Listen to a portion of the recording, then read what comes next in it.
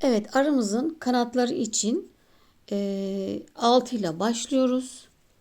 İkinci sırada hepsini çift batalım. Üçüncü sırada hepsine tek batıyoruz. 6, 12. Üçüncü sırada yine 12. 3 sırada kanadımızı bitiriyoruz. Böyle 2 tane örelim.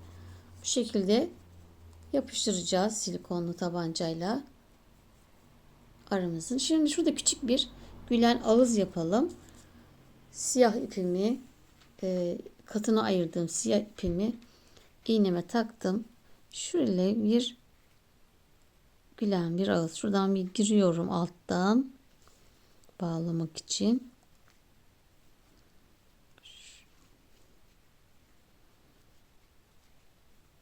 Şöyle minik olacak. Tam birinci sıraya yapıyorum arkadaşlar. Şuraya. Şimdi bunu bağlamak için biraz uzun bıraktım. Hemen karşısına, bakın şuranın hemen karşısı burası. Buraya batıyorum. Tekrar bir de ortaya battım iğnemi. Evet, böyle küçük bir ağız. Hemen tekrar dibine batıyorum. Burayı tutturmak için. Ve ilk yaptığımız yerden çıkıyorum. Şöyle minik bir ağız yaptık. Bunu da bağlayalım. Ve ipimizi içeriye iteceğiz.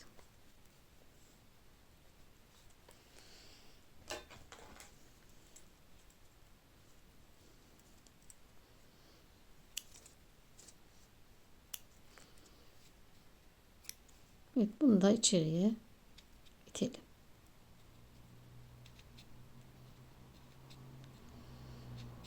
Evet, şimdi ben arının bir de kova yaptım. Arı kovası. Yani arıyı koydukları kovasını yaptım. Bunu da şöyle yapıştıracağız yine dibine. Bunun için de şöyle sayı vereyim size. Tekrar şey yapmayalım, uzatmayalım diye. 6 ile başlıyoruz. İkinci sırada hepsini çift batıyoruz. 12. Üçüncü sıramda bir tek bir çift 6 tekrar 18. Dördüncü sıramda 2 tek bir çift 6 tekrar 24.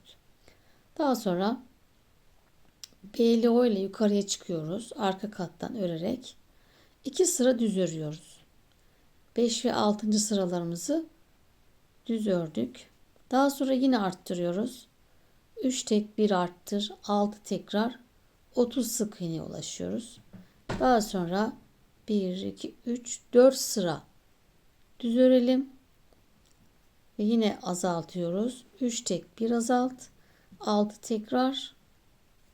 Son sıramızı ve yine arka kattan örüyoruz. Bir sıra düz örüyoruz en son. Bu şekilde içine elyaf koydum. Ve şöyle sarıyla da bal yapmış olduk. 6 ile başladım. İkinci sıramda 12 sık hepsine çift batıyoruz. 12. Üçüncü sıramda bir tek bir çift 6 tekrar 18. İçine elyaf doldurup şöyle bunu da buraya yapıştıracağım. İsteyenler dikebilir. Yukarıya tekrar sayılarını zaten sizler için yazacağım. Oradan da takip edebilirsiniz. Kanadımızı yaptık. Arımızın yapıştırmayı en son bırakacağım arkadaşlar. Isınacağı için biraz vakit alıyor. Boşa gitmesin hani. Hepsini bir seferde yapıştıralım. Şimdi burada artık bütün her şeyi yok. Çiçeğimiz kaldı. Şu çiçeğimizi de örelim birazdan. Ve ben sap kısmını bu şekil örerek yaptım. Yani isterseniz ipi dolayarak yapabilirsiniz. Şöyle dolaya dolaya aralarda silikon sıka sıka veya bu şekilde benim gibi örebilirsiniz. Bunu size bırakıyorum. Ben böyle yapmayı tercih ettim. Şu kısımdan şöyle girecek. Bu şekilde yaptım. Şuraya çiçeğimi şöyle yerleştireceğim. Silikonla yapıştıracağım. Bunları en son artık son aşamalarda yapacağız. Şimdi bunun içinde sihirli halka içine 4 tane sık iğne yaptım. Ve döne döne aynı parmak yapıyorduk bebeklerde. Onun gibi döne döne sürekli örerek bakalım kaç santim örmüşüm.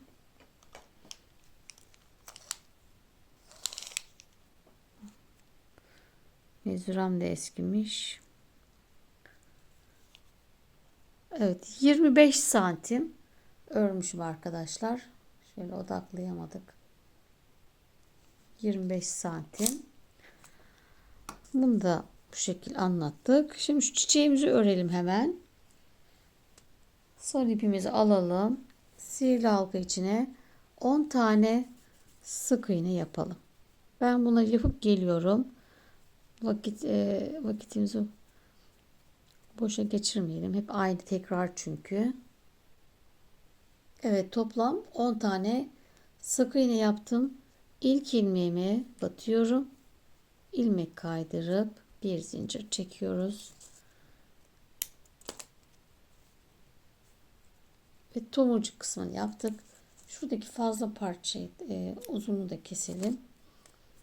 Şimdi beyazla yapraklarını yapalım.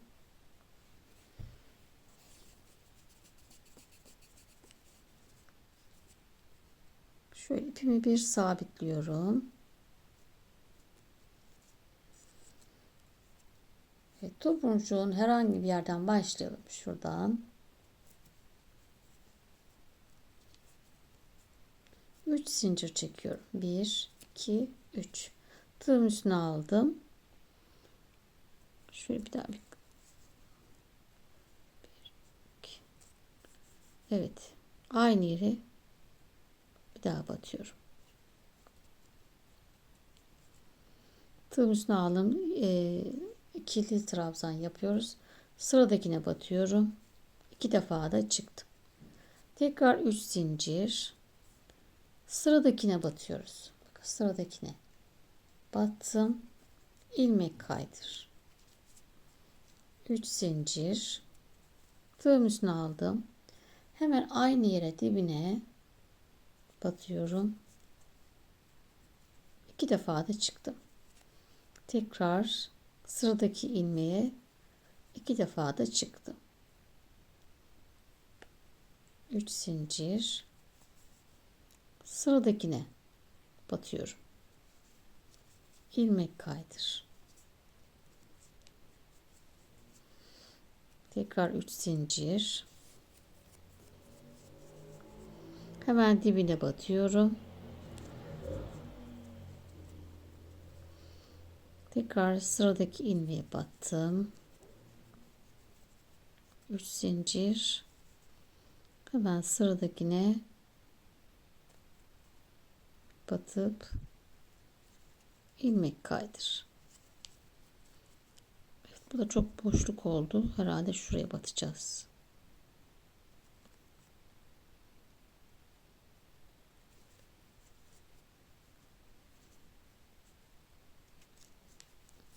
Tekrar 3 zincir. 2 tane ikili trabzan yaptım. Aynı şekilde 3 zincir. Sıradakine batıyorum. İlmek kaydır. 3 zincir.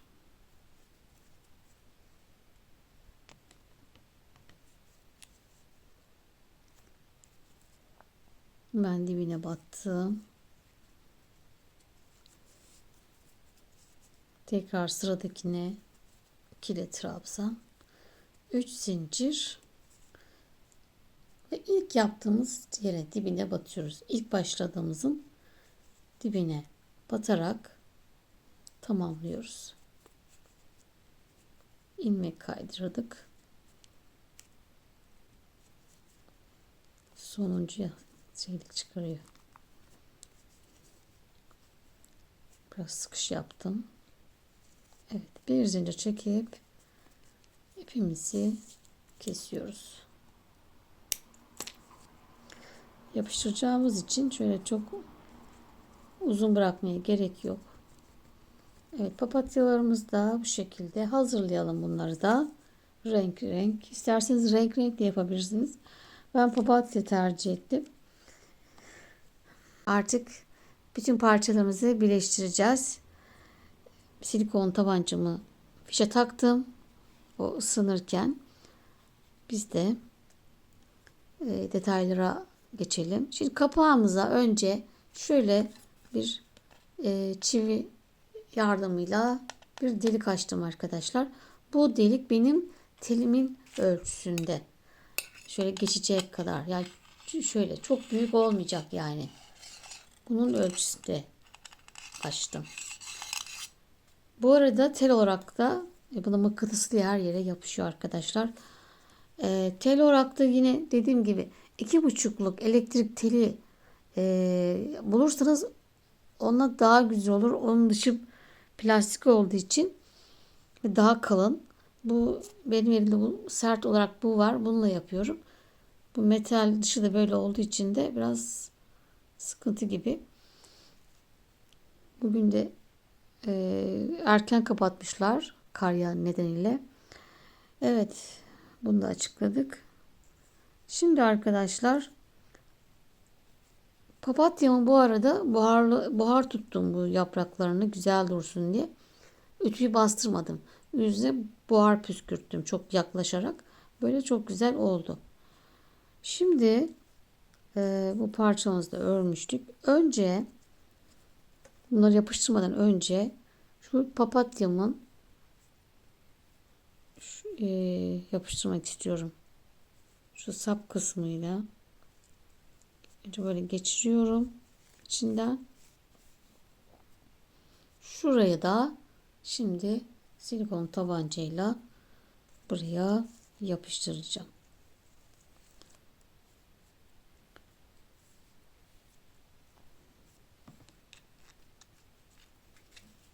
Şöyle alalım.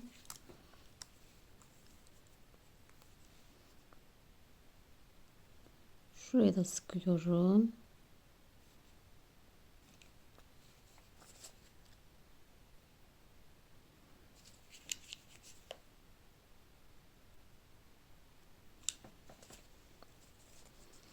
İçerisine itiyoruz. Şöyle itelim bunu yapışsın. Biraz bekleyelim.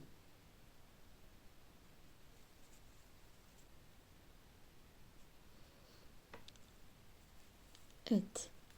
Daha sonra şöyle uzatıyorum. Bu uzuyor arkadaşlar. Bu örgümüzü şöyle çekiştirelim, uzatalım. Daha sonra önce şunu yapıştıracağız. Bunu kenara alalım. Bunu yapıştıralım. Bu zaten buradan elinize hissediyorsunuz. Şuraya denk gelmesin yapıştırırken. Şurası görünmeyecek şekilde yapıştıralım.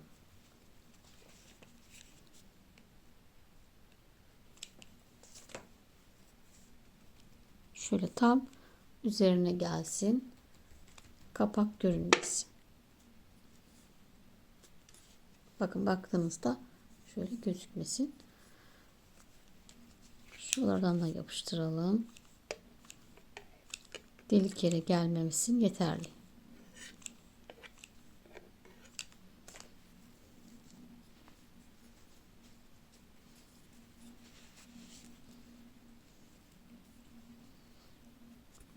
Şimdi ben bütün çevresini yapıştırıp geliyorum.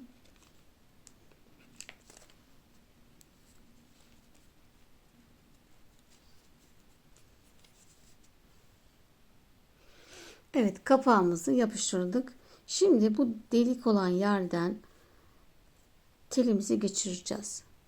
Bu arada telim 50 santim boyutta.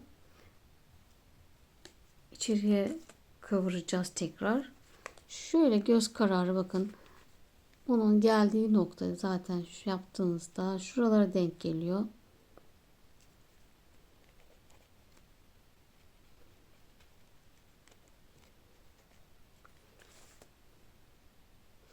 Evet, bu şekilde geçirdim.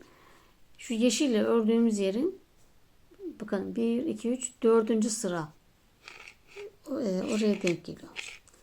Buraya da böyle geçirdik. Buraya kadar geçirdim. Şöyle. Şimdi bunu buradan aşağıdan kıvıralım. Şurayı da şu düzeltiyorum. Bu alt kısma bu parçamızı şöyle, benimki çok sert gerçekten. Şöyle buraya bunu bükeceğim. Çıkmaması için şöyle birkaç şekil yapacağım. Yuvarlak da yapabiliriz. Şöyle dönsün diye.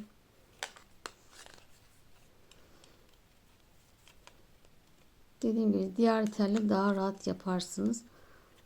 Bu tellen biraz beni böyle yoruyor. Bayağı bir sert. Şöyle kıvırıyoruz. Bunu buraya yerleştirelim. Ben bir yapıp geleyim. Evet, altı bu şekilde buraya yerleştirdim. Şimdi bu uca da buraya da yapıştıracağız. Şu telle şu ördüğümüz kısmı tam dibe şöyle buraları açalım, çimenleri açarak tam dibine yapıştıracağım. Zaten bu esneyen bir örgü. Tam dibine sıkıyorum şimdi.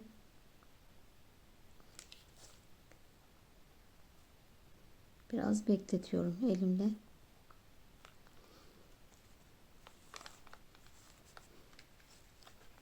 Güzelce yapıştıralım.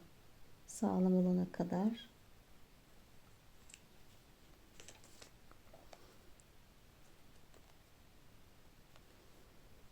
Tekrar burayı da yapıştıralım. Bakalım yapışacak mı bilmiyorum. Diğerinde yapışıyor da buna yapışacak mı?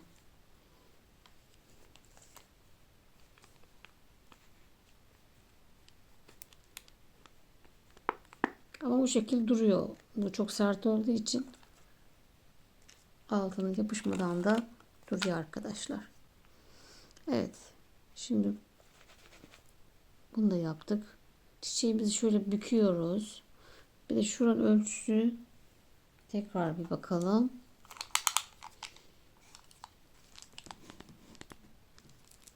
Şu telimizin, çiçeğimizin ölçüsü 25 santim örmüştük. Buraya tam geldi. Şöyle bir geriye doğru şekil veriyoruz ve büküyoruz. Çiçeğimizi aşağıya doğru aşağıya baktırıyoruz. Böyle kafamızı şöyle görebildiniz mi? Aşağıya doğru baktırıyoruz. Şimdi diğer parçalarımızı yapıştıracağız. Aramızın kanatlarını tam şöyle orta noktaya içe gelecek şekilde düz kısmı içe gelecek.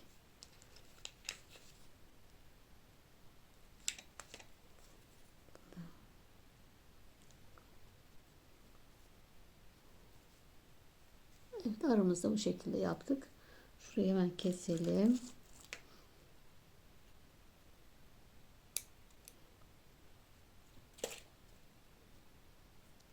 Evet. Bu arı tarifini başka yerlerde de kullanabilirsiniz. Saç tokası veya aksesuar, süs, anahtarlık gibi farklı yerlerde de yapabilirsiniz arkadaşlar. Daha sonra kovası da arı kovasının hemen şöyle dibine veya yanına yapıştırabiliriz. Ben şöyle yana yapacağım çünkü çok yer kaplıyor. Şöyle yana alalım. Şöyle yer açalım çimenlerden.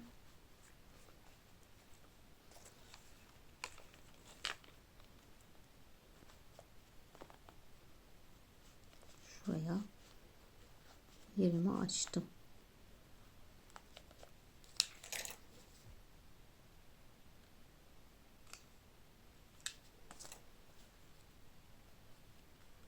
Evet, bunu da buraya yapıştırdık.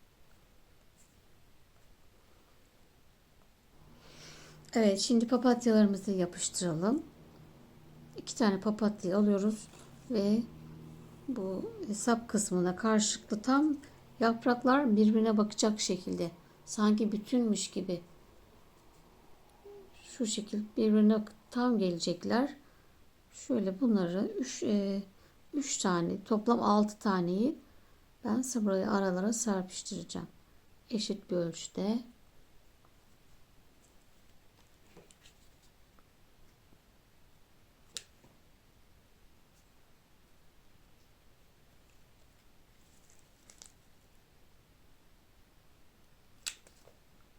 Tam karşısına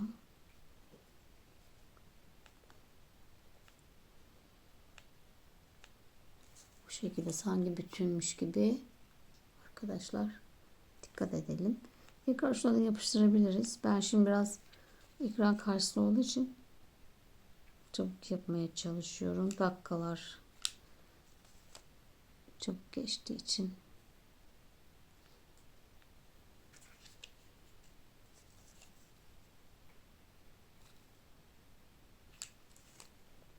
Tekrardan sonra ben düzeltirim. Elimde yandı. Bunlar biraz el yakıyor. Dikkat istiyor. Evet. Bir de şuraya yapalım.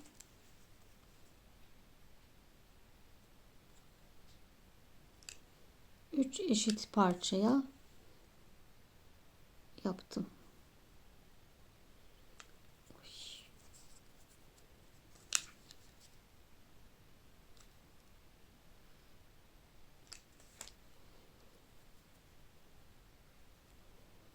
Evet.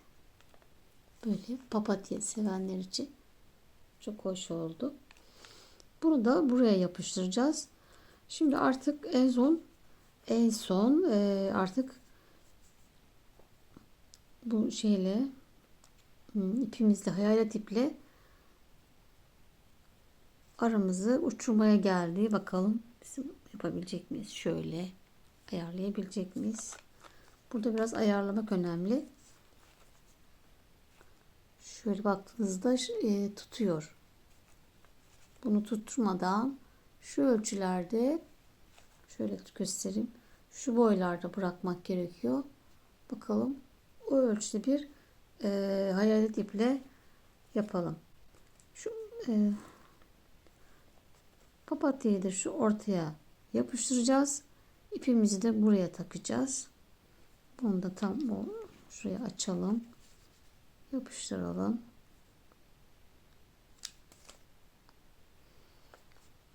Şöyle açtım. Evet, bu da buraya. Evet, sıra geldi arımızı uçurmaya arkadaşlar. Önce bir deneme yaptım. Biraz zorlandım. Ve arımdaki şu kanatlarını söktüm ve bir aşağıya yaptım.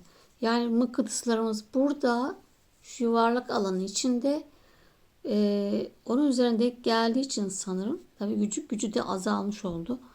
Buna dikkat edelim. Şu söktüğüm yerler belli. Bunu videonun başına zaten, birinci videonun başında size tanıtırken orada söyleyeceğim tekrar. Bunu yapmayın diye ufak bilgileri vereceğim, püf noktalarını. Şimdi artık yapacağım, uçuracağız. Kusura bakmayın. Bu arada bu sapımı da bu şekilde şekil verdim arkadaşlar. Büktüm. Şöyle geldim. Gördüğünüz gibi. Yani burası şu aranın kısa olması gerekiyor. Çok uzun olmaması gerekiyor. Deneye deneye şu an buluyorum. Evet, şimdi iğneme hayalet ipimi taktım. Çift kat yaptım. Ucuna düğüm attım. Şu alttan, çiçeğimin altından, ortadan çıkıyorum.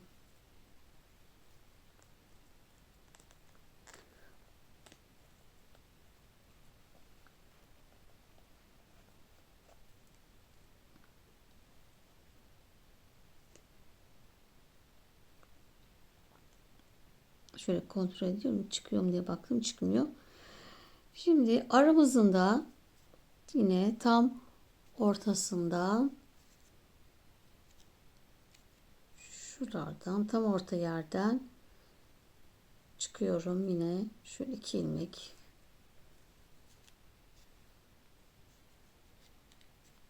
olacak şekilde. Şimdi burada önemli olan bakın böyle hemen kapıyor mıknatıs. Tutuyor yani. Şöyle göstereyim. Burada kendinizi ayarlamanız gerekiyor. Ben bu arada iyi tutsun diye 6. mıknatısı da çiçeğimin burasına koydum. Yani 6 tane istiyor mıknatıs. Ben de artık bunu da buraya taktım. Daha güçlü olsun diye. Bunu da bilgisini vereyim. Şöyle bakın. Çok az bir boşluk bırakacaksınız dikerken, ayarlayacaksınız. O zaman tutuyor. Bu biraz size kalmış hani dikerken ayarlamak.